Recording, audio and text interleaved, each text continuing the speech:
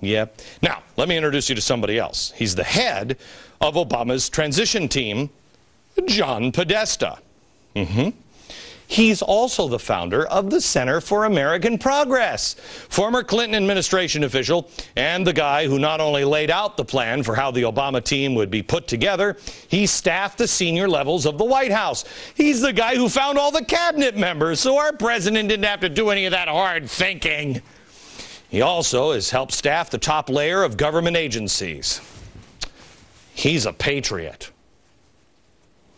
Now, with that kind of influence, especially when no one elected you, oh man, you could do all kinds of stuff. We'll show you how some of the evidence is stacking up that shows that some of that influence may not be in your best interest.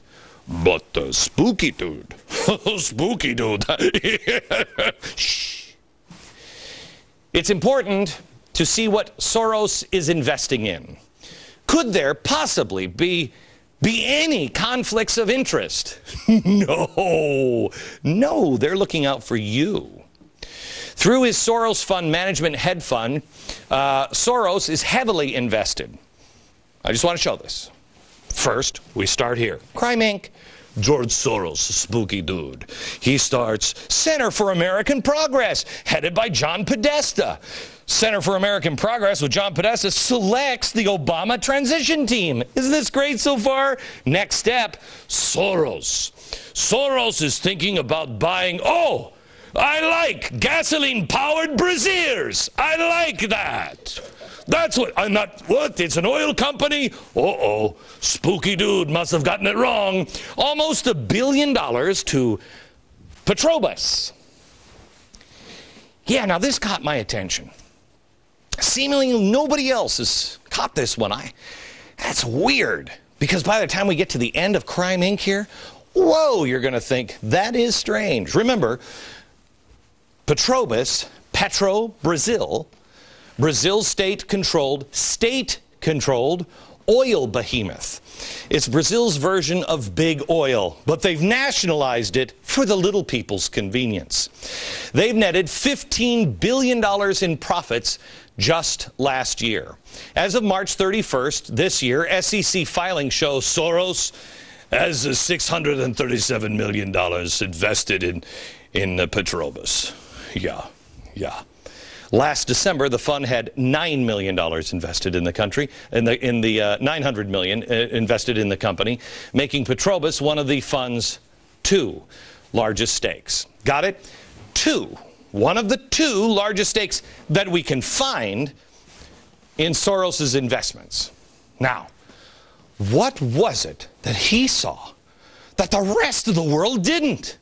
Is he just that much smarter, or is it maybe that spooky dude, has some connections? What? You wouldn't use your connections? Yeah.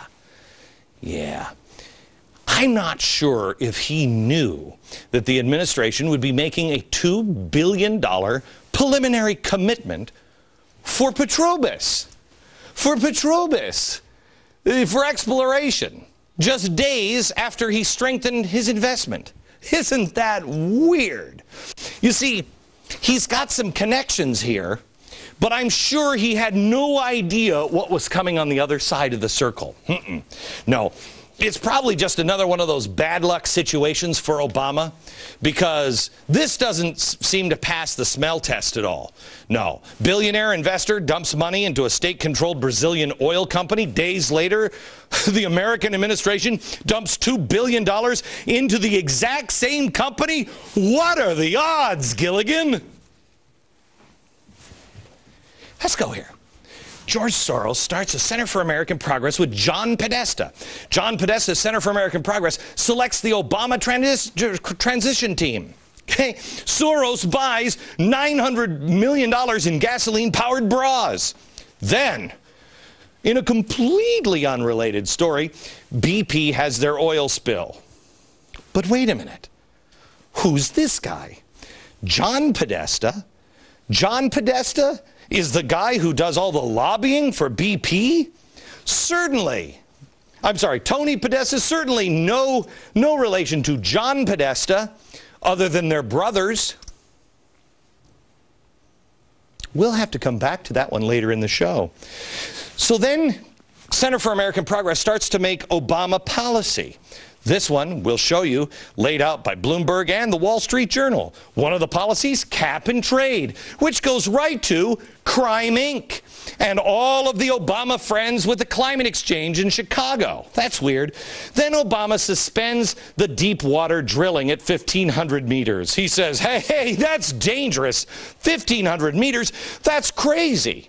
Petrobras is drilling at 2,777 meters. Obama knows it and loans $2 billion to Petrobras. Last stop, Petrobras shareholders get rich. Oh my gosh, we're back at the beginning. Shareholder, Petrobras getting rich. You getting screwed. You see how this works? Don't you feel better inside? The American president is out looking for you. This administration is crippling the American competitors of Petrobras right now.